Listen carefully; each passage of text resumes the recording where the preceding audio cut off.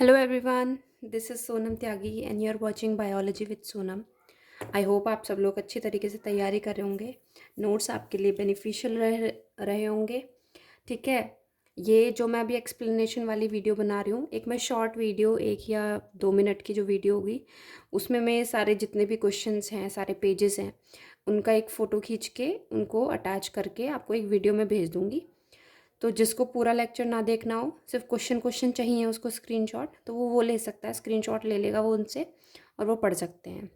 ठीक है, but explanation better है क्योंकि इसमें मैं लिंक करके, ये सिर्फ टॉपिक्स हैं, टॉपिक से रिलेटेड फिर मैं आपको बोलती हुई चल रही हूँ। तो एक तरीके से पूरा चैप्टर जो है वो आपका मेरे साथ साथ रिवाइज होता जा रहा है बहुत कम टाइम में। ठीक है, चलो, excretory product and there elimination. बच्चा वीडियो को लाइक कर दो, शेयर कर दो, सब्सक्राइब कर दो। चैनल को अगर अभी तक नहीं किया है, बहुत ज़रूरत है, चैनल को सब्सक्राइब कर दो बस। ठीक है, और वीडियोस को भी देखते रहो। और थैंक यू सो मच इतना सारा प्यार देने के लिए। वॉच आवर्स जो हैं वो बहुत तेज़ी से बढ़ रहे हैं, सब्सक्राइबर्स भी बढ़ रहे हैं। ठीक है, तो thanks to all of you जो भी वीडियोस मेरी देख रहे हैं, जिनको कंटेंट अच्छा लग रहा है। थैंक यू सो मच जो भी लोग कमेंट कर रहे हैं। ठीक है, और कमेंट बॉक्स में आप मुझे बताया करो कि नेक्स्ट वीडियो आप किस टॉपिक पे चाह रहे हो। ठीक है, आने वाले टाइम में ह्यूमन फिजियोलॉजी अगर ख़त्म हो जाएगी तो आप कौन से टॉपिक पे वीडियो बनवाना चाह रहे हो। ठीक है, मुझे कमेंट बॉक्स में बता देना। चलो भाई, स्टार्ट करते हैं अपनी। That is excretory product and there elimination. इसमें कुछ टॉपिक ऐसे होंगे जिनको मैं आपको यहीं पे समझाऊंगी, उनसे रिलेटेड क्वेश्चन नहीं है, कॉन्सेप्ट्स हैं उनसे रिलेटेड। बीच बीच में आएंगे वो, जैसे कि आपका नेफ्रॉन का पूरा डायग्राम, उसमें कहाँ पे चीज़ें रीएब्जॉर्ब हो रही हैं, कहाँ पे ट्यूबुलर सिक्रीशन हो रहा है। लास्ट में मैं आपको एक रास मैकेनिज्म समझाऊंगी पूरा, कि क्या होता है, वो कैसे काम करता है। ठीक है, तो भाई मोस्ट नाइट्रोजनस वेस्ट है यहाँ पे, जिनको हमें बॉडी से बाहर निकालना है, उसी के प्रोसेस को हम लोग एक्सक्रीशन बोल देते हैं या एलिमिनेशन बोल देते हैं। ठीक है, तो 3 मेन आपकी बुक में दे रखे हैं नाइट्रोजनस वेस्ट। उसमें से सबसे टॉक्सिक वाला जो है वो अमोनिया है। ठीक है, बहुत सारी ऐसी बोनी फिशेज़ हैं, फ्रेश वाटर फिशेज़, जिनके अंदर अमोनिया जो है वो अमोनियम आयंस की फॉर्म में निकलता है। ये एनसीईआरटी की लाइन है। फिशेज़ के अंदर अमोनियम आयंस जो है वो बाहर निकल जाते हैं गिल्स के थ्रू। ठीक है, और अमोनिया को बॉडी से बाहर निकालने के लिए कोई भी एटीपी खर्च नहीं करने पड़ते, तो it is a passive process. Removal of ammonia is passive process. कोई एटीपी खर्च नहीं हो रहे, तो स्टेटमेंट आ जाए कि भाई अमोनिया को निकालने के लिए कोई एटीपी नहीं चाहिए, तो बिल्कुल ट्रू स्टेटमेंट है, नहीं चाहिए। एक और चीज़, इसका जो एक्सक्रीशन आप करा रहे हो उसके प्रोसेस को हम अमोनोटेलिज्म बोलते हैं। ठीक है, और एनिमल्स विच एक्सक्रीट अमोनिया उनको अमोनोटेलिक बोलते हैं। तो एग्जाम्पल्स क्या हो जाएंगे, मैंने एनसीईआरटी के लिखे हैं, लेकिन आप और भी एग्जाम्पल लिख सकते हो। पॉरीफेरा, सीलेंट्रेटा, ठीक है, प्लेटीहेल्मिन्थीस, टीनोफोरा, ये सब भी क्या है, ये सब भी क्या है आपके अमोनोटेलिक हैं ये। एक्वेटिक इंसेक्ट्स हो गए, ठीक है, यानी कि एक्वेटिक आर्थ्रोपोडा। एक्वेटिक एम्फीबियंस आपकी एनसीईआरटी के एग्जाम्पल है। मैनी बोनी फिशेस जो फ्रेश वाटर में रहती हैं। किडनी का बेटा कोई भी रोल नहीं होता, ये बहुत अच्छी स्टेटमेंट है। Which organ do not play, या फिर dash have no role in the ammonia excretion. Ammonia का एक्सक्रीशन जो होता है वो बॉडी सरफेस से होगा in the form of ammonia या फिर अमोनियम आयंस। ठीक है, लेकिन किडनी इसका एलिमिनेशन नहीं करवाएगी। ठीक है, urea is produced in dash, liver में बनता है भैया यूरिया। यूरिया थोड़ा कम टॉक्सिक हो गया अमोनिया से। कहाँ पे बनेगा, किससे बन रहा है, अमोनिया। हमारी बॉडी के अंदर चीफ जो नाइट्रोजनस वेस्ट है वो क्या होता है, वो भी क्या होता है, यूरिया होता है। लेकिन स्टार्टिंग में हमारी बॉडी में बनता अमोनिया ही है, तो अमोनिया क्या हो जाता है, यूरिया में कन्वर्ट हो जाता है हमारी बॉडी के अंदर। Conversion cycle of ammonia into urea is called ornithine cycle. और ये ऑर्निथिन साइकिल कहाँ पे होती है, लिवर के अंदर होती है ये।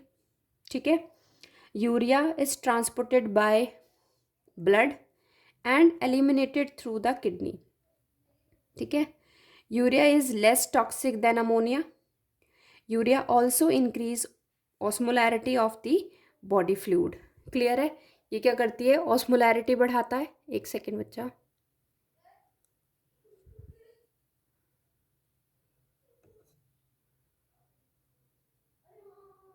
इसको डू नॉट स्टॉप डिस्टर्ब पे लगाना ज़रूरी है। ओके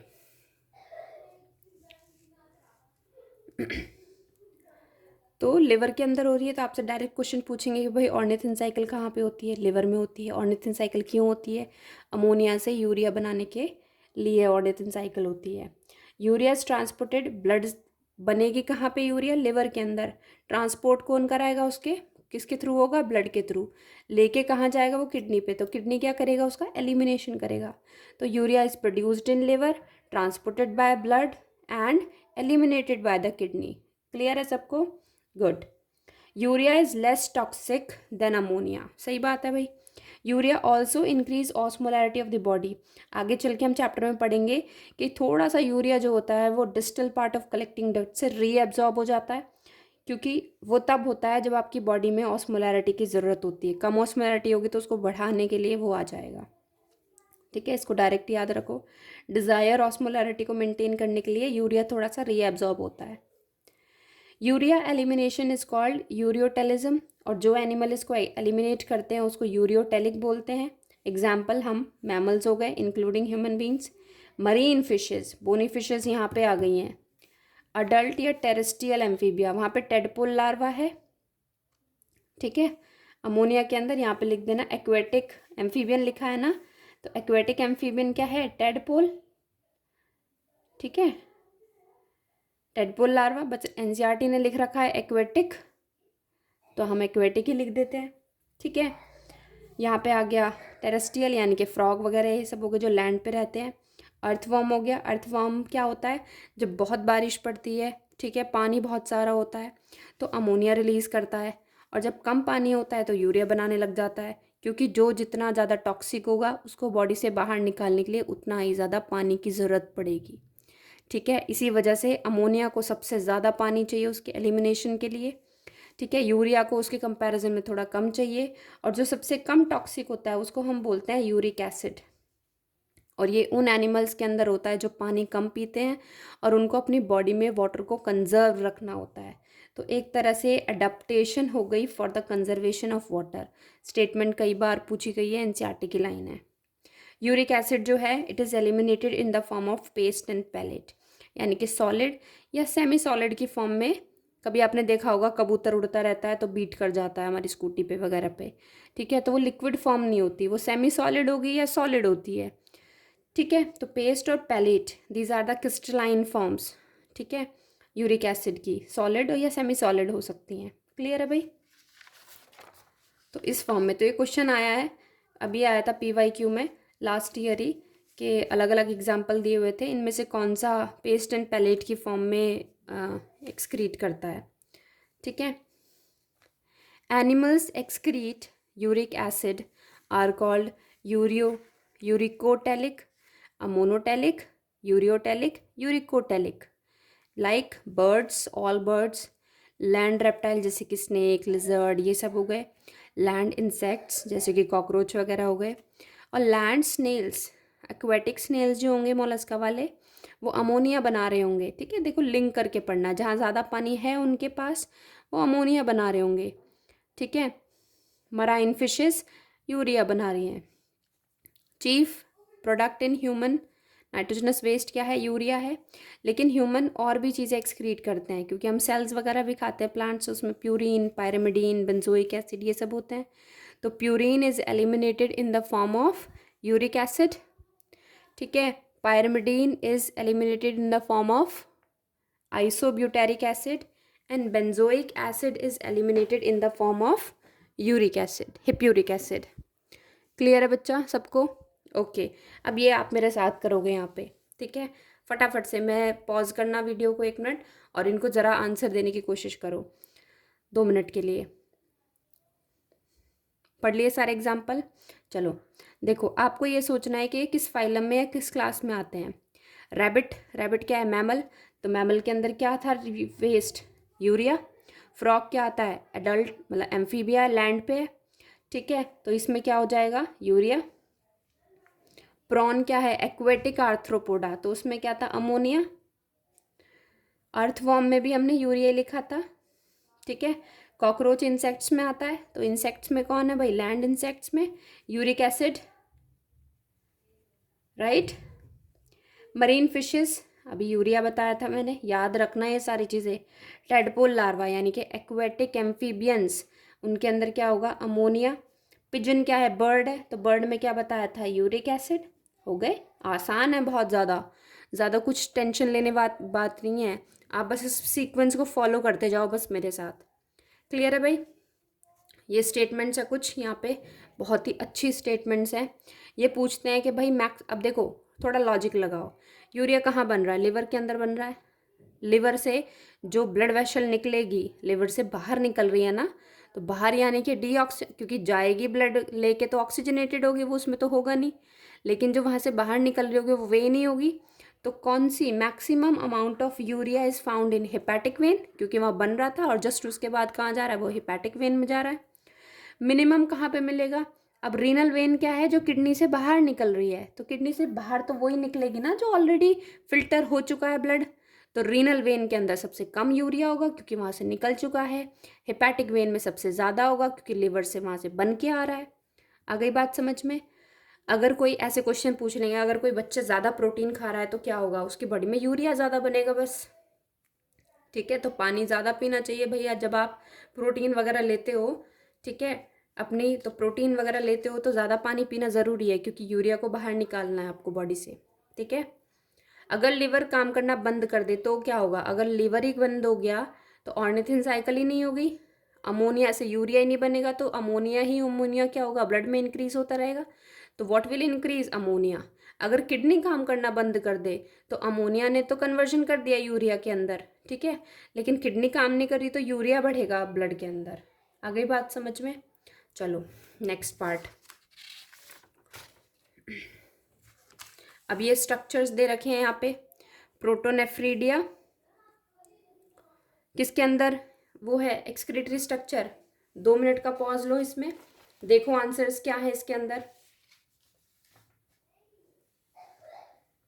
और बताओ मुझे जल्दी से, या स्क्रीनशॉट ले लो आप इसका।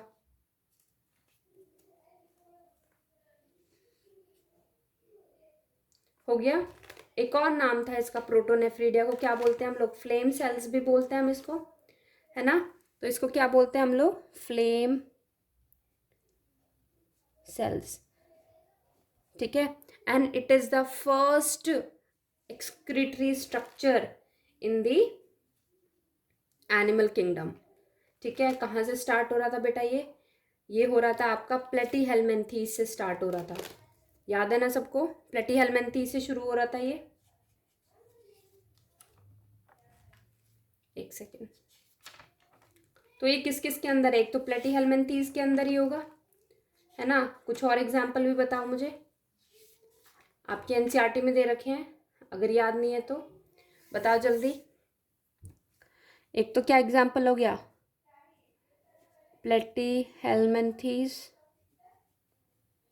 ठीक है, प्लेटीहेल्मिन्थीस जिनको या तो फ्लैट वर्म्स आ जाएगा, फ्लैट वर्म्स। ठीक है, और एग्जाम्पल्स बताओ उसके, रोटिफर्स। ठीक है, और एग्जाम्पल एम्फियोक्सिस, जिसको हमने क्या बोला था, लैंसलेट वगैरह बोला था, कॉर्डेट में पढ़ा था, एम्फियोक्सिस। ठीक है, एंड आपके एनसीईआरटी ने लिखा हुआ है सम एनेलिडा, तो एनसीईआरटी की तो बात माननी पड़ेगी। नेफ्रीडिया किस में होता है, एनेलिडा में, और एनेलिडा का भी सबसे अच्छा एग्जाम्पल अर्थवॉर्म, जो ज़्यादा पूछा जाता है। ठीक है, मालपीजन टिब्यूल किसके अंदर होती है, कॉकरोच के अंदर। ये चीज़ तो याद रखना, कॉकरोच का भी आपको एक्सक्रीटरी स्ट्रक्चर पता चल गया। ठीक है, एंटिनल ग्लैंड या ग्रीन ग्लैंड, ये किसके अंदर प्रेजेंट होता है, जो एक्वेटिक आर्थ्रोपोडा होते हैं, जो aquatic arthropoda, for example crustaceans, और क्रस्टेशियन के एग्जाम्पल आता है प्रॉन, फेमस एग्जाम्पल। ठीक है, ऑर्गन ऑफ बुझानस किसके अंदर बताया था मैंने, मोलस्का के अंदर। देखा, एनिमल किंगडम भी आपको रिवाइज होता जा रहा है, जितने भी मैं ह्यूमन फिजियोलॉजी बता रही हूँ तो सबके अंदर बता रही हूँ, शुरू से लेके एंड तक। ठीक है, तो आपको सारे के सारे याद हो जाएंगे। क्लियर है। रेनेट सेल्स किसके अंदर बताई थी? एसके हेलमेंथीज में, एसके हेलमेंथीज में, यानी कि राउंड वॉर्म्स के अंदर, ठीक है। और किडनी किसके अंदर होती है? All vertebrate, all vertebrate. जो शुरुआत वाले वर्टिब्रेट हैं उनकी थोड़ी सी सिंपल है, जिसको हम लोग मीजोनेफ्रिक किडनी बोल देते हैं। जो आगे के जो टेट्रापोडा हैं, जो थोड़े कॉम्प्लेक्स टाइप के हो गए, उनके अंदर कैसी होती है? मेटानेफ्रिक किडनी, मतलब थोड़ी सी कॉम्प्लेक्स होती चली जाती है। हमारे अंदर कैसी है? सबसे complex, that is metanephric kidney, ठीक है। राइट वाली किडनी जो होती है वो थोड़ी नीचे होती है as compared to the left kidney. क्यों होता है ऐसा भाई? क्योंकि आपके राइट साइड में क्या होता है? लिवर है, तो लिवर की वजह से वो नीचे हो गई थोड़ी सी। शेप क्या होती है किडनी की? बीन शेप की। साइज है 10 to 12 centimetre in length, 5-7 breadth होती है और 2 से 3 थिकनेस होती है। वेट कितना होता है इसका भाई? 120 से लेके 170 ग्राम्स होती है। लोकेशन क्या है? वर्टिबल कॉलम जो बीच में जा रही है आपकी ये, तो उसकी ईदर साइड, एक इधर और एक इधर प्रेजेंट होगी। और प्रिसाइसली बोलो तो थोरैसिक 12th, मतलब आपकी थोरैसिक वर्टिब्रे लास्ट वाली थोरैसिक, और थर्ड लंबर के बीच में प्रेजेंट होती है, इतनी एक्सटेंडेड होती है ये। और कौन सी रिब्स के पेयर हैं जो आपकी किडनी को प्रोटेक्ट करते हैं? लास्ट वाली floating ribs, 11th and 12th, ठीक है। फ्लोटिंग रिब्स बोलते हैं ना इनका, यानी कि उनका स्टर्नल एंड फ्री रहता है, तो ये किडनी को प्रोटेक्शन देती हैं। लेटरल सरफेस जो है किडनी का वो कॉन्वेक्स जैसा दिखाई देता है, ऐसी होती है ना किडनी, ठीक है। तो ये रीजन क्या है? कॉन्वेक्स। ये वाला रीजन क्या है? कॉनकेव, ठीक है। और मीडियल जो सरफेस है उसका, लेटरल मतलब साइड वाला ये, तो ये कॉन्वेक्स हो गया और ये कॉनकेव हो गया। कॉनकेव की साइड क्या होता है? ये नॉच होती है, इसको हम क्या बोल देते हैं? हाइलम। और इस हाइलम से क्या क्या चीज़ें अंदर एंटर करती हैं? आर्टरी, वेन, नर्व्स, यूरेटर, ठीक है। इसमें किडनी में एंटर करते हैं इसके थ्रू। किसके थ्रू एंटर करते हैं? हाइलम के थ्रू एंटर करते हैं। क्लियर है बच्चा? ओके। अब किडनी के चारों तरफ कवरिंग होती है। आपकी एनसीईआरटी में सिर्फ रीनल फैशिया दे रखी है, मैं तीनों बता देती हूँ। 3 कवरिंग होती है, इनसाइड टू आउटसाइड बता रही हूँ, मतलब किडनी से किडनी के बाहर तरफ जा रहे हैं। तो सबसे अंदर जो किडनी के टिश्यू के टच में होती है वो रीनल कैप्सूल हो गई। फिर बीच में होती है एडिपोज, ठीक है, ये मिडल हो गई और ये आउटर हो गई, ठीक है। Renal pelvis is a part of ureter, not kidney, but वो प्रेजेंट किडनी के अंदर होता है, ठीक है। Outer region is called cortex और अंदर वाले रीजन को क्या बोलते हैं हम लोग? मेड्यूला। क्लियर है भाई? यूरेटर जो होता है वो 25 से लेके 30 सेंटीमीटर तक की एक लॉन्ग ट्यूब होती है। यूरेटर किस में ओपन होता है? ब्लैडर में, ठीक है। यूरिन लेके आता है और उसकी ओपनिंग कैसी रहती है? ओब्लिक ओपनिंग रहती है, ठीक है। कोई वाल्व नहीं है वहाँ पे, ठीक है, कोई स्फिंक्टर प्रेजेंट नहीं है इसके अंदर, यूरेटर के अंदर, बस ओब्लिकली ओपन हो रहा है। ये ब्लैडर है अगर आपका, तो ऐसे ओपन हो रहा है टेढ़ा, ताकि ब्लड का वापस, सॉरी ब्लड के यूरिन का बैक फ्लो ना हो जाए। यूरिनरी ब्लैडर जो होता है, it is lined by special stretchable transitional epithelium, muscles होती हैं वहाँ पे जो खिंच सकती हैं, तभी तो एक्सपेंड कर सकता है हमारा ब्लैडर। और एक स्पेशल मसल्स होती है वहाँ पे, डेट्रोसोर मसल, इन्हीं को ट्रांजिशनल भी बोल देते हैं। कैपेसिटी कितनी होती है? 500 से लेके 1000 ml तक की कैपेसिटी होती है, ठीक है। लेकिन हमें वॉशरूम ज़रूरी नहीं है कि भाई बिल्कुल भर गया है बिल्कुल आपका ब्लैडर तभी आप वॉशरूम जाओगे। मिच्यूरेशन की जो स्टिमुलेशन होती है ना, वो तभी स्टार्ट हो जाती है, यानी कि वॉशरूम सुसु आना लग जाती है हमें, तो वो कब आनी शुरू हो जाती है? जब आपका ब्लैडर आधा भर जाता है, तभी से शुरू हो जाती है। उसके बाद भी हम उसको कंट्रोल कर सकते हैं। 2 स्फिंक्टर होते हैं वहाँ पे, एक तो अंदर की साइड होता है ब्लैडर में, उसको इनर बोलते हैं, वो इनवॉलेंट्री होता है, ठीक है। और आउटर वाला जो होता है वो वॉलंटरी होता है। तो ये तो ओपन हो जाएगा, लेकिन ये हमारी विल पावर में होता है, तो ये ओपन होगा तभी मेच्योरेशन होगा, ठीक है। बाहर वाला मेल यूरेथ्रा 20 सेंटीमीटर लॉन्ग होता है अप्रॉक्सीमेटली, यूरिन और सीमन दोनों कैरी करता है। फीमेल यूरेथ्रा 4 सेंटीमीटर लॉन्ग होता है और सिर्फ यूरिन कैरी करता है। नेफ्रॉन को हम लोग यूरिनीफेरस टिब्यूल बोलते हैं। कि यहाँ इस चैप्टर में नहीं दे रखा है एक्सक्रीशन में, आपको टिश्यू वाले चैप्टर में दे रखा है, फ्रॉग वाले में, फ्रॉग के पार्ट में दे रखा है आपको। क्लियर है कि नेफ्रॉन को हम यूरिनिफेरस टिब्यूल भी बोलते हैं, ठीक है। नंबर ऑफ नेफ्रॉन एक किडनी के अंदर कितने होते हैं? 1 मिलियन, तो 2 किडनी में 2 मिलियन हो गए, ठीक है। We are millionaire. Parts of nephron कौन कौन से? Glomerulus, Bowman's capsule, PCT, DCT, loop of Henle. ठीक है, क्लियर है। कौन सा पार्ट नहीं बोला मैंने? कलेक्टिंग डक्ट, तो वो है भी नहीं भाई, नेफ्रॉन का पार्ट ही नहीं है वो, क्योंकि नेफ्रॉन एक स्ट्रक्चरल फंक्शनल यूनिट है और कलेक्टिंग डक्ट्स तो कॉमन है बहुत सारे नेफ्रॉन के लिए। ठीक है, ग्लोमेरुलस क्या होता है? गुच्छा होता है ब्लड वेसल्स का, ब्लड कैपिलरीज का। और ब्लड जब एंटर करता है बोमेंस कैप्सूल के अंदर, तो वो एंटर करता है एफरेंट आर्टीरियल के थ्रू और बाहर निकलता है इफरेंट आर्टीरियल के थ्रू। ठीक है, और ये जो गुच्छा है इसको क्या बोलते हैं हम लोग? ग्लोमेरुलस बोलते हैं इसको। टफ्ट मतलब होता है गुच्छा। ठीक है, क्लियर है। Pathway of urine, nephron, collecting duct, duct of Bellini, अभी बताऊंगी आगे क्या होती है ये। ठीक है, कलेक्टिंग डक्ट आपस में कंबाइन होकर एक और डक्ट बनाते हैं, डक्ट लिख दिए मैंने। डक्ट ऑफ बेलेनाई बनती है, बेलेनाई ओपन होती है, रीनल पैपिले, जो पिरामिड है आपके रीनल पिरामिड, उनकी जो एपेक्स वाला पार्ट है उसको बोलते हैं रीनल पैपिले या रीनल पिरामिड। ठीक है, उसका माइनर कैलेक्स आएगा, देन मेजर कैलेक्स आएगा, renal pelvis, ureter, urinary bladder, urethra, urethral opening and then outside. ठीक है, ये यूरिन का पाथवे याद रखना। पाथवे हर चीज़ के, स्पर्म का हो, किसी भी चीज़ का, आपका एयर का पाथवे हो, ठीक है, ब्लड का सर्कुलेशन कहाँ से कहाँ हो रहा है, ये पूरे पाथवे जो होते हैं ना ये बहुत इंपॉर्टेंट होते हैं। आ गई बात समझ में?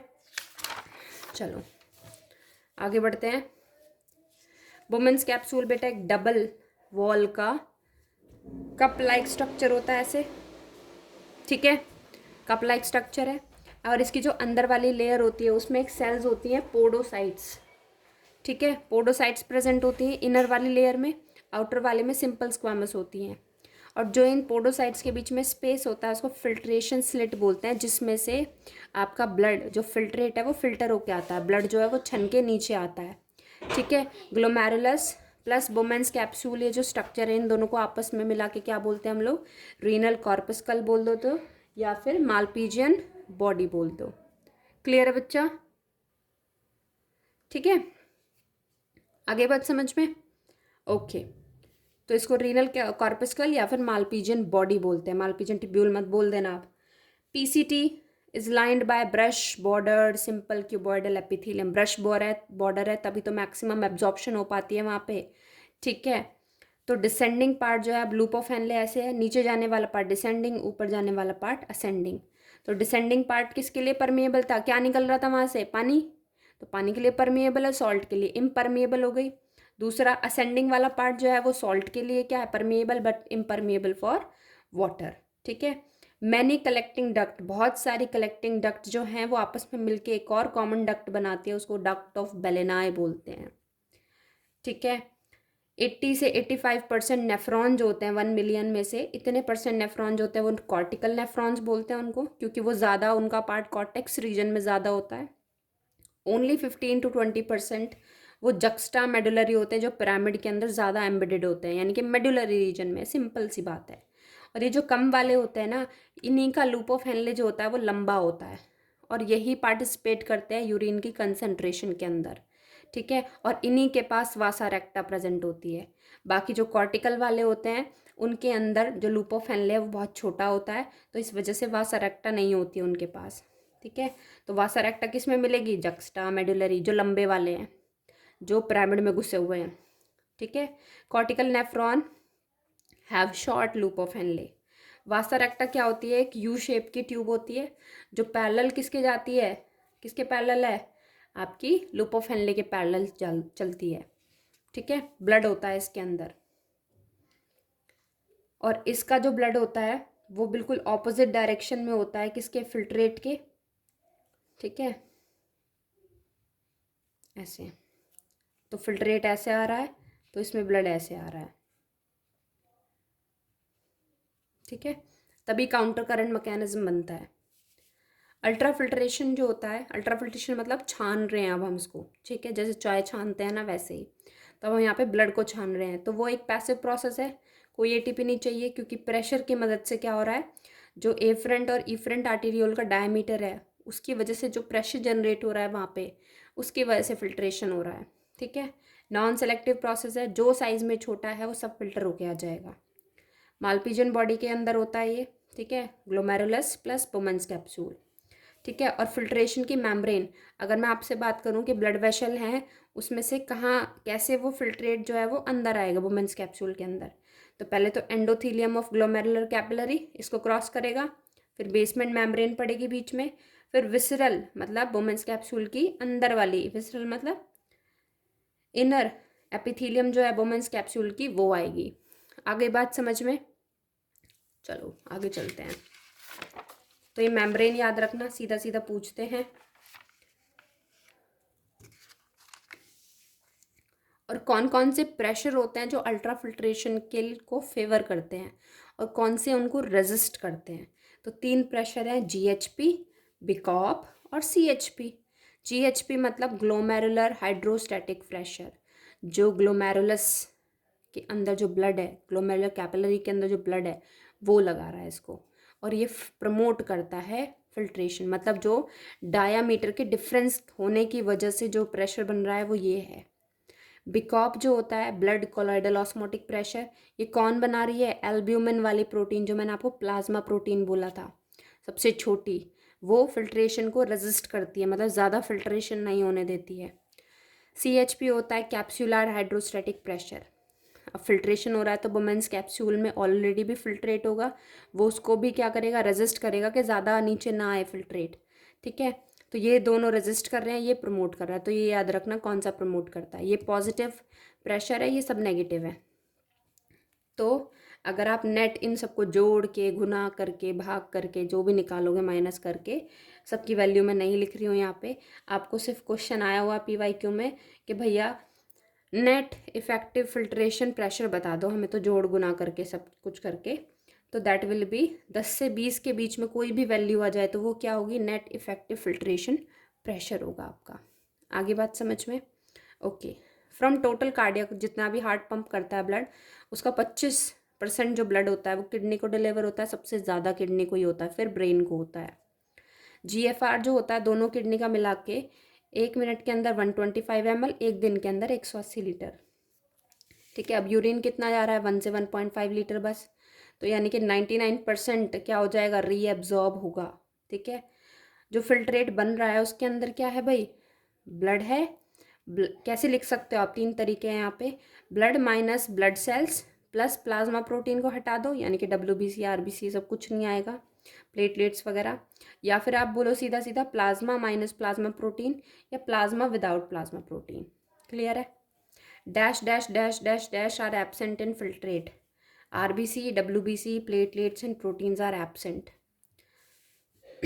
अब प्रेशर कंपेयर करूँ अगर मैं, concentration of filtrate in PCT with respect to blood, isotonic होता है, अभी आगे डायग्राम आएगा उसके बेसिस पे मैं आपको बताऊंगी।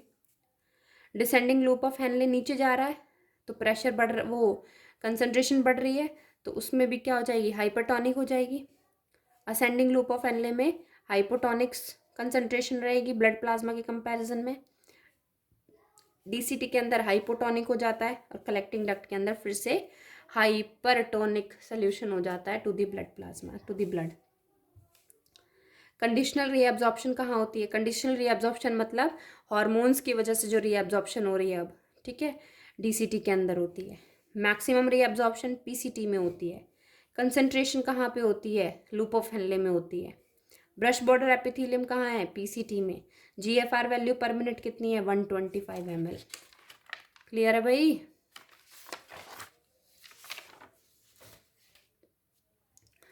देखो ये क्वेश्चंस करते हैं हम साथ में।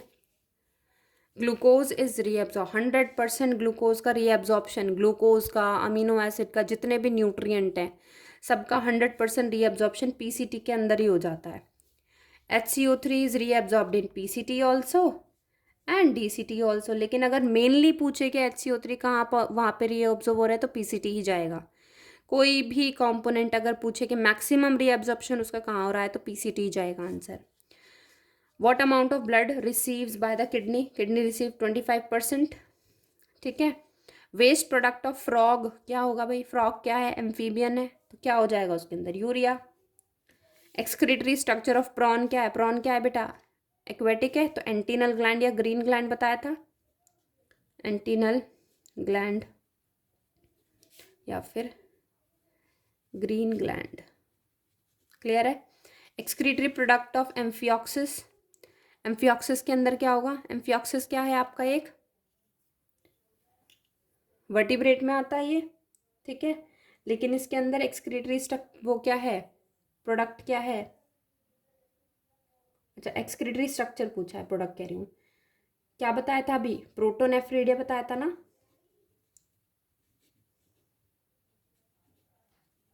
Column of बर्टीनी is the projection of, column of बर्टीनी is the projection of, किसकी प्रोजेक्शन है ये भाई? कलेक्टिंग डक्ट की।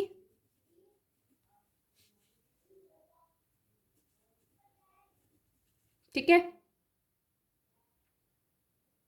नहीं सॉरी, कॉर्टिकल टिश्यूज, वो डक्ट ऑफ बेलन था, कॉर्टिकल टिश्यू। कॉलम ऑफ बर्टीनी क्या है बेटा? जो रीनल पिरामिड के बीच का जो स्पेस है, खाली स्पेस, उसको क्या बोलते हैं? कॉलम ऑफ बर्टीनी बोलते हैं उसको, ठीक है। और उसके अंदर कौन सी टिश्यूज अंदर प्रोजेक्ट कर रही हैं? Cortical tissues. Glomerulus is formed of capillaries, ठीक है। ड्यूरिंग मेच्योरेशन ब्लैडर, जब हम सुसु करते हैं, यूरिन करते हैं, तो उस टाइम पे ब्लैडर क्या करता है? कॉन्ट्रैक्ट, और जो स्फिंक्टर है वो करते हैं रिलैक्स। अभी जब तक हम मेच्योरेशन नहीं कर रहे हैं तो ब्लैडर रिलैक्स है, आराम से भर रहा है उसमें यूरिन, लेकिन स्फिंक्टर बाहर ना निकल जाए वो यूरिन, तो कॉन्ट्रैक्टेड होते हैं, ठीक है। हम इनको रिलीज करते हैं वॉशरूम करते टाइम। रीनल पेल्विस जो होता है, it is a part of ureter found in kidney. Weight of kidney कितना बताया था? 120 से लेके 170 ग्राम्स। लोकेशन कहाँ बताई थी? T12 से लेके L3 लंबर के बीच में, ठीक है। लूप ऑफ हेनले का जो बेस होता है वहाँ पे कैसी कंसंट्रेशन होती है? हाइपरटोनिक 1200, है ना, ऑस्मोलैरिटी होती है, हाइपरटोनिक सोल्यूशन होता है। अब ट्रू फॉल्स है कुछ। All nephrons have vasa recta, no, juxta वालों के पास था बस। All nephron has peritubular capillaries, yes. Majority of nephron है long loop of Henle, majority के पास होते हैं long loop of Henle, no, ठीक है। सिर्फ 15 से 20% वालों के पास थे। Tubular secretion main site loop of Henle, no, बल्कि it is the site where tubular secretion do not occur. सीधा पूछेंगे कौन सी ऐसी जगह जहाँ पे ट्यूबुलर सिक्रीशन नहीं होती है? Loop of Henley. आ गई बात समझ में? क्लियर है? आगे बढ़े। मेन साइट क्या हो जाएगी ट्यूबुलर सिक्रीशन की? पीसीटी। और ट्यूबुलर सिक्रीशन का काम क्या होता है? आयोनिक और पीएच बैलेंस करना, ठीक है। आ गई बात समझ में? पैसिव, ये इंपॉर्टेंट चीज़ें हैं, मैंने देखे हैं क्वेश्चन इनके, कई बार क्वेश्चन आया हुआ है इनका इससे रिलेटेड। कौन कौन से सब्सटेंस आपकी बॉडी एक्टिवली रीएब्जॉर्ब करती है, कौन सा पैसिवली रीएब्जॉर्ब करता है, ये याद करना बहुत ज़रूरी है। तो पैसिव रीएब्जॉर्प्शन बेटा वाटर का हो जाता है, क्लोराइड का हो जाता है, ठीक है, HCO3 नेगेटिव का हो जाता है, और यूरिया का, ठीक है। और एक्टिव किस किस का रीएब्जॉर्प्शन होता है? ऐसे समझ लो कि आपकी बॉडी में ग्लूकोज ऑलरेडी है, लेकिन आप उसको यूरिन में भी पास नहीं कर सकते अगर ज़्यादा बन रही है तो, ठीक है। तो यूरिन को ज़बरदस्ती लेना पड़ेगा उसको। तो glucose, amino acids, sodium, potassium, ठीक है, इनको क्या करेंगे हम? एक्टिवली रीएब्जॉर्ब करेंगे, क्योंकि ये ज़रूरी है हमारे लिए। अब ऐसा कौन सा आयन है जो सिक्रीट भी हो रहा है और रीएब्जॉर्ब भी हो रहा है, यानी कि उसका ट्यूबुलर सिक्रीशन भी हो रहा है और रीएब्जॉर्प्शन भी हो रहा है? दैट इज पोटेशियम, याद रखना। Which part of renal tubule do not play in role of pH and ionic balance? मतलब वही पूछ रहे हैं कहाँ पे आपका ट्यूबुलर सिक्रीशन नहीं हो रहा है। लूप ऑफ हेनले दूसरी लैंग्वेज में पूछ रहे हैं आपसे। क्लियर है बच्चा? फैकल्टेटिव रीएब्जॉर्प्शन अकर किसका होता है? पानी का। पहले समझ लो फैकल्टेटिव क्या होता है। फैकल्टेटिव रीएब्जॉर्प्शन उसको बोलते हैं कि कोई चीज़ पैसिवली रीएब्जॉर्ब हो सकती है, कोई एटीपी खर्च करने की ज़रूरत नहीं है उसको, लेकिन फिर भी किसी हार्मोन आ रहा है उसका रीएब्जॉर्प्शन कराने के लिए, दैट इज़ ADH, है ना, ADH आएगा।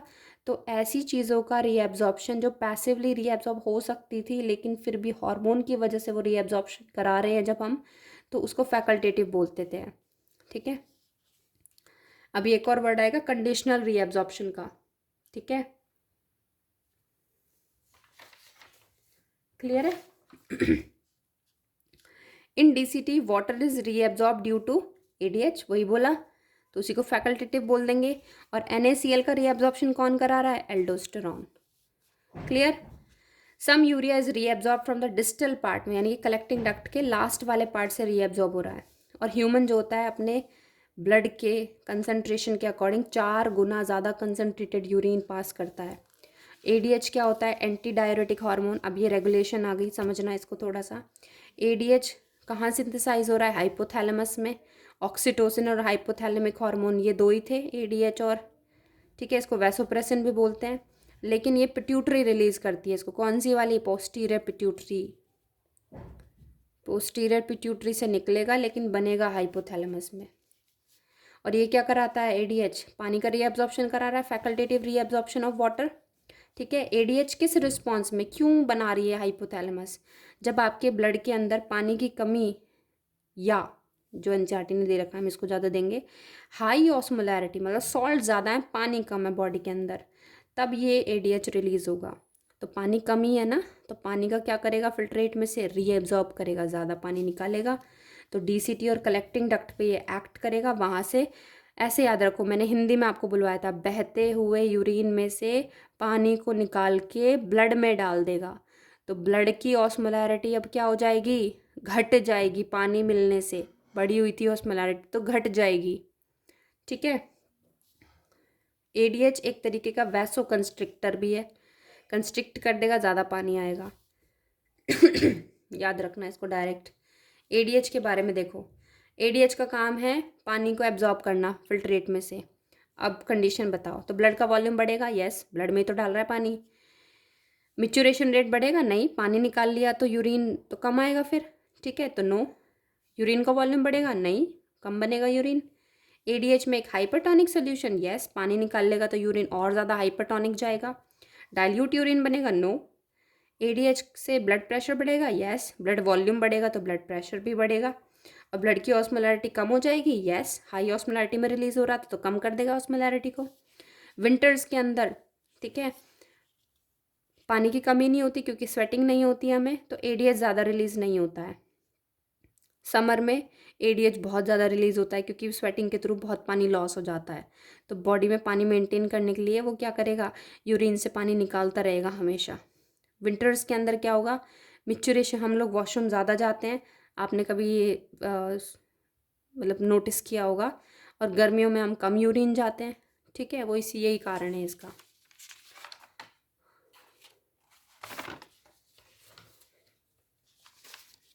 ठीक है।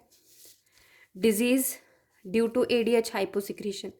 अगर ADH की सिक्रीशन पहले से ही कम हो जाए, ठीक है, बनना ही कम हो जाए, तो क्या, कौन सी डिजीज़ कहलाएगी? डायबिटीज़ इंसिपिडस, मेलाइटस नहीं, इंसिपिडस।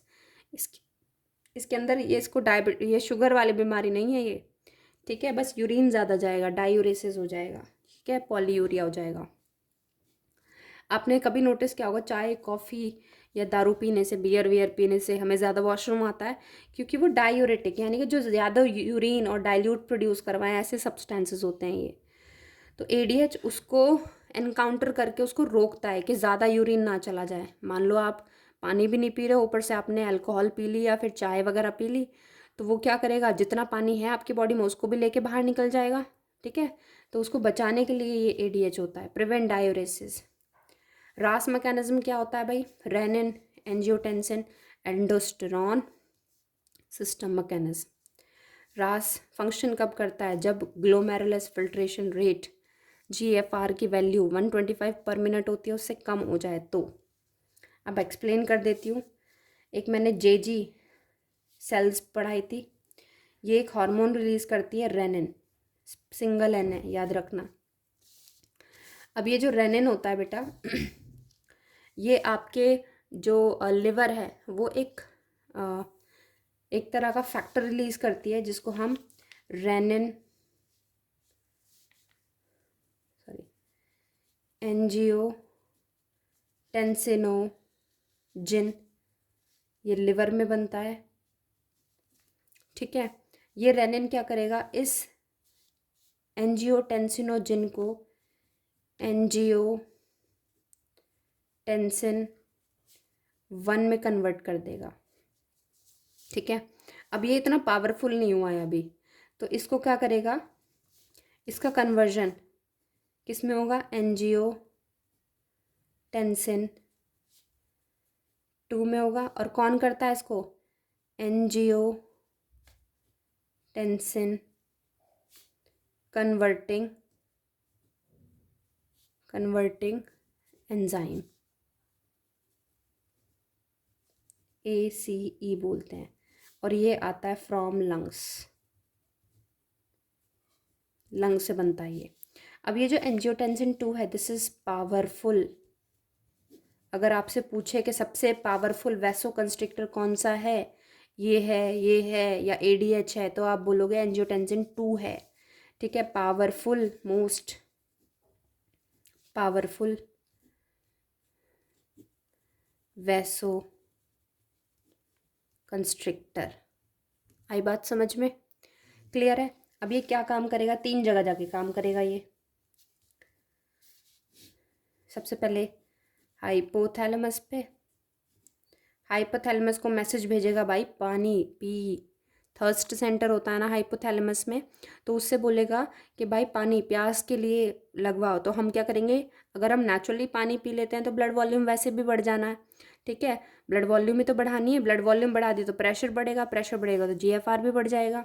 ठीक है, तो एक तो हाइपोथैलेमस के लिए होता है ताकि फॉर मोर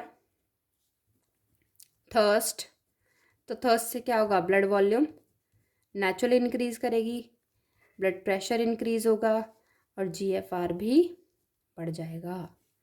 दूसरा, ब्लड वेसल्स के ऊपर काम करता है। ब्लड वेसल्स के ऊपर क्या करेगा, कंस्ट्रिक्ट ब्लड वेसल्स, जो एफ्रेंट और ईफ्रेंट थी ना, उनको क्या कर देगा, और ज़्यादा कंस्ट्रिक्ट कर देगा। ठीक है, तो जितना प्रेशर का डिफरेंस वहाँ पे क्रिएट होगा, डायमीटर का जितना डिफरेंस आएगा, ये क्वेश्चन भी पूछते हैं कि एफ्रेंट और ईफ्रेंट का डायमीटर अगर हम सेम कर दे तो क्या होगा, फिल्ट्रेशन ही नहीं होगा।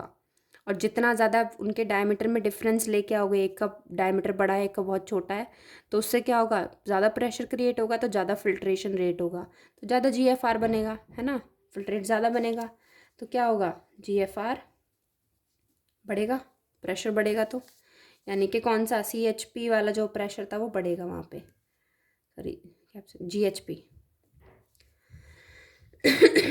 जो फेवर कर रहा था। ठीक है, अब दूसरा ये कहाँ पे काम करता है, act on DCT and CD, यहाँ पे एक्ट करेगा।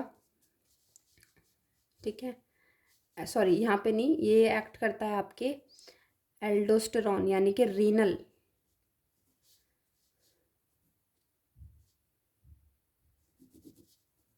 एड्रीनल ग्लैंड पे। और एड्रीनल ग्लैंड से क्या निकलवाता है, ये क्या सिक्रीट कराएगा, एल्डोस्टेरॉन। एड्रीनल ग्लैंड से क्या निकलता है, एल्डोस्टेरॉन हार्मोन निकलता है। ये एल्डोस्टेरॉन जो होगा ये एक्ट करेगा ऑन DCT एंड CD के ऊपर काम करेगा। और वहाँ पे जाके क्या काम करेगा, ये वाटर का एंड सॉल्ट का, NaCl का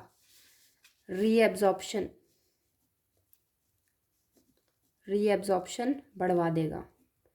तो पानी का और NaCl का रीएब्जॉर्प्शन बढ़ेगा तो क्या होगा, ब्लड वॉल्यूम बढ़ेगा, ब्लड प्रेशर बढ़ेगा, प्रेशर बढ़ेगा तो बेटा GFR जो है आपका वो भी बढ़ेगा। आई बात समझ में, तो GFR बढ़ गया, देख लो। ठीक है, आई बात समझ में। चलो लास्ट पार्ट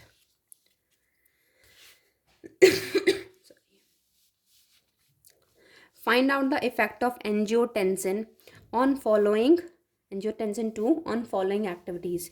ब्लड वॉल्यूम को क्या करेगा, वो बढ़ा रहा है, ब्लड प्रेशर को भी बढ़ा रहा है, प्रेशर और वॉल्यूम बढ़ रहा है तो पानी एब्जॉर्ब हो रहा था ना, तो यूरिन वॉल्यूम कम हो जाएगा, सोडियम लेवल क्या हो जाएगा, ब्लड में बढ़ेगा क्योंकि NaCl का रीएब्जॉर्प्शन करा रहा है।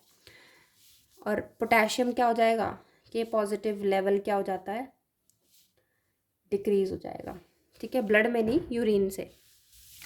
इसके बदले में सोडियम को लेगा तो पोटेशियम को बाहर निकालना पड़ेगा, ये हम हार्मोन वाले चैप्टर में देखा था हमने। GFR बढ़ जाएगा, उसी के रिस्पॉन्स में तो बन रहा था ये, ब्लड ऑस्मोलैरिटी क्या हो जाएगी, घट जाएगी। ठीक है, ब्लड ओके। रास मैकेनिज्म को भी वैसोकंस्ट्रिक्टर प्रोसेस बोलते हैं हम लोग, और इसको स्टॉप कराने के लिए कौन होता है हमारा, ANF फैक्टर, एट्रियल नेट्यूरेटिक फैक्टर। और ये कैसा होता है, वैसोडाइलेटर।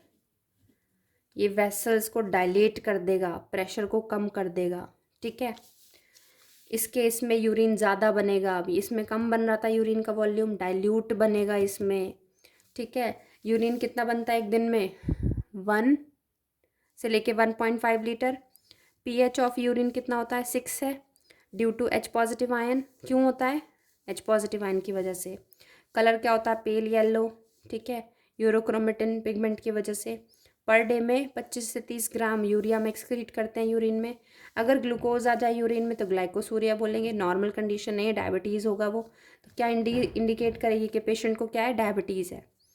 अगर कीटोन बॉडीज़ आ जाए यूरिन में तो उसको कीटोनूरिया बोलते हैं हम लोग। और कीटोन बॉडीज़ क्यों आ रही है, क्योंकि फैट का ब्रेकडाउन होता है, तब बनती है कीटोन बॉडीज़। और फैट का ब्रेकडाउन कब होगा, जब या तो कोई डाइटिंग पे है, कोई एक्सट्रीम डाइटिंग पे, ठीक है, या फिर बहुत समय से उसने किसी ने कुछ खाना नहीं खाया है। अगर ब्लड आ जाए यूरिन में तो हेमाटूरिया बोलेंगे। प्रोटीन आ जाए अगर तो एल्ब्यूनूरिया बोलते हैं उसको। अगर यूरिन वॉल्यूम ज़्यादा हो जाए नॉर्मल से एवं ही तो पॉलीयूरिया। यूरिया ब्लड में ज़्यादा होने लगे तो यूरेमिया। यूरेमिया क्या इंडिकेट करती है कि किडनी प्रॉपरली फंक्शन नहीं कर रही है, तभी तो यूरिया जो है वो ब्लड में बढ़ रहा है, बताया था ना। ठीक है, कि अगर किडनी फंक्शन लेस हो जाए तो क्या होगा, यूरिया बढ़ेगा ब्लड में। ग्लोमेरुलर नेफ्राइटिस मतलब ग्लोमेरुलस, किडनी के जो टफ टफ कैपिलरीज है वो ख़राब हो गया तो फिल्ट्रेशन प्रॉपर नहीं होगा। उसको ब्राइट डिजीज़ भी बोलते हैं, वो बैक्टीरियल इन्फेक्शन के कारण हो सकता है। रीनल कैलिकुली स्टोन्स को बोलते हैं। ये क्रिस्टल इनसॉल्युबल्स होते हैं, किसके, कैल्शियम और मैग्नीशियम के सॉल्ट्स के। एक एग्जांपल दे रखा है आपको, ऑक्सलेट। आ गई बात समझ में। एक और चीज़ मैं आपको एक डायग्राम दिखा देती हूँ जो आपका क्या कहते हैं, रीअब्जॉर्प्शन से रिलेटेड है।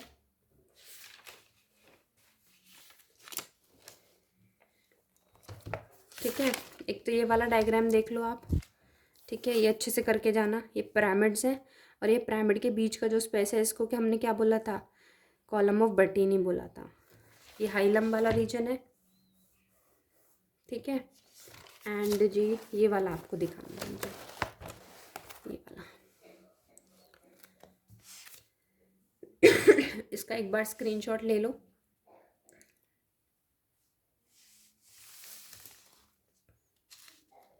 ठीक है,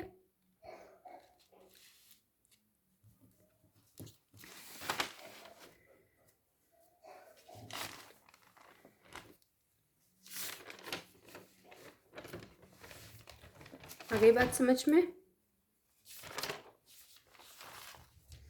काउंटर करंट मैकेनिज्म देखो, काउंटर करंट मैकेनिज्म जो होता है उसका मेन एम क्या होता है कि हाइपरटोनिक यानी कि यूरिन कंसनट्रेटेड बने। ठीक है, दो पार्ट होते हैं उसके। एक तो ये जो आपको दिख रहा है, this is the loop of Henley, ये वाला। ठीक है, और एक इसके ही पैरेलल एक वासा रेक्टा क्या होती है, पैरेलल रन कर रही होती है। ठीक है, ये वासा रेक्टा है। तो वासा रेक्टा में ब्लड का फ्लो ऐसे है और यहाँ पे ब्लड का ये फिल्ट्रेट का फ्लो ऐसे है, ऑपोजिट है यानी कि।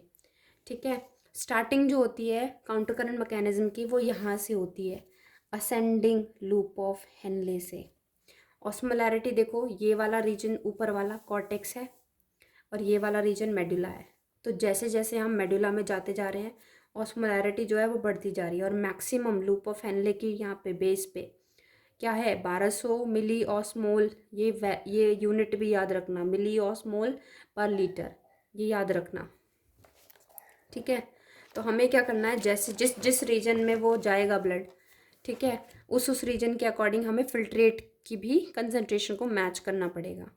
ठीक है, तो होता क्या है, यहाँ पे 300 है तो हाइपरटोनिक आइसोटोनिक हो गया।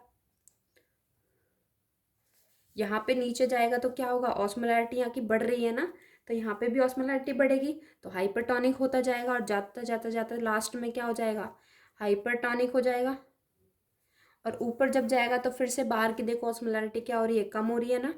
तो ऑस्मोलैरिटी कम हो रही है तो ऊपर जाने पे ऑस्मोलैरिटी घटेगी और डीसीटी के इस वाले पार्ट में कैसा हो जाएगा, वो हाइपोटोनिक हो जाएगा। 200 हो गई, 300 होती तो मैच हो जाता। और डीसीटी में देखो कलेक्टिंग डक्ट में जब ये नीचे जाएगा तो क्या होगा, फिर से 1200 हो रही है। इसी वजह से तो यूरिन कैसा बनता है हमारा, हाइपरटोनिक। तो इसको क्या बोलते हैं हम लोग, काउंटर करंट मैकेनिज्म।